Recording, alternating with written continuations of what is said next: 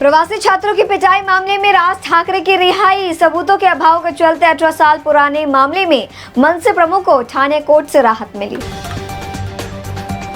मुंबई के बांद्रा में बुलडोजर कार्रवाई के दौरान अफवाहों से बिगड़ा था माहौल। पत्थरबाजी में 10 पुलिसकर्मी हुए घायल, जबकि कई उग्रवादियों को हिरासत में लिया गया।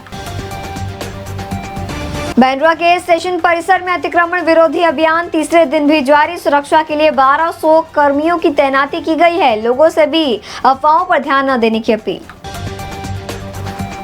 ठाणे के गांव देवी सब्जी मंडी में सुबह के वक्त लगी भीषण आग बुझाने के दौरान एक और हादसा। दमकल कर्मी समेत 2 लोगों की गई जान, वहीं 2 और लोग गंभीर रूप से घायल।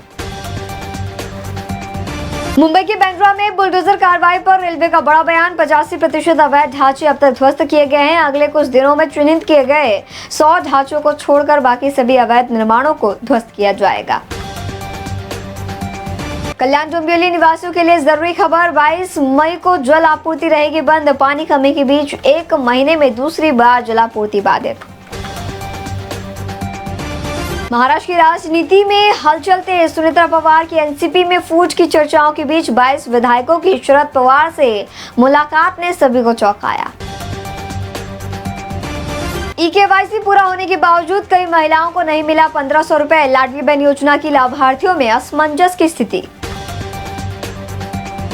अकेले सिर्फ मीरा भाईंदर में 3000 फर्जी जन्म प्रमाण पत्र जारी होने के दावे से हड़कंप। भाजपा नेता किरण सोमैया ने मामले की जांच और फॉरेंसिक ऑडिट की उठाई मांग।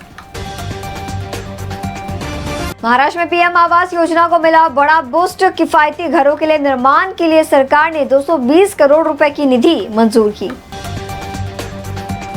पहले काम फिर पैसा। नीट पेपर लीक में बड़ा खुलासा। बच्चों के माता पिता से लाखों रुपए की होती थी डीलिंग। आरसीसी इंस्टीट्यूट का मालिक शिवराज मोचेगांवकर पुलिस जांच में उगल रहा सच्चाई। मुंबई में जल संकट गहराया। झीलों का जलस्तर घटने से बीएमसी का 10% पानी कटौती जारी, लेकिन इस वजह से लोगों को मजबूरन अब टैंकरों पर निर्भर होना पड़ रहा। कल्याण रेलवे स्टेशन पर अतिक्रमण हटाने पहुंची पुलिस कर्मियों से भिड़ गई महिला फेरी वाली। गाली गलौज और धक्का मुक्की के बीच आरोपी महिला पर मामला दर्ज।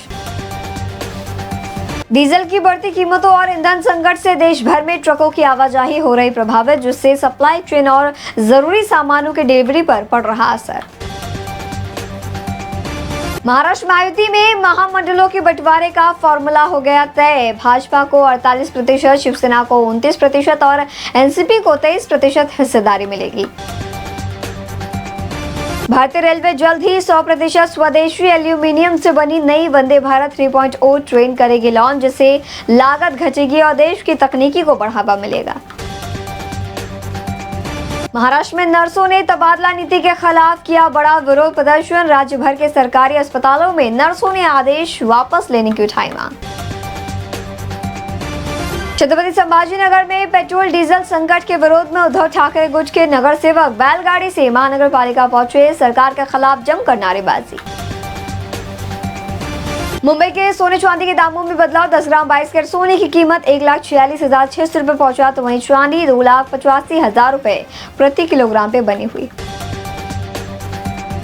मुंबई अहमदाबाद हाईवे पर खराब सड़क सुधारने का काम तेजी से जारी। एनएचएआई मॉनसून से पहले कंक्रीटीकरण काम पूरा करने में जुटी।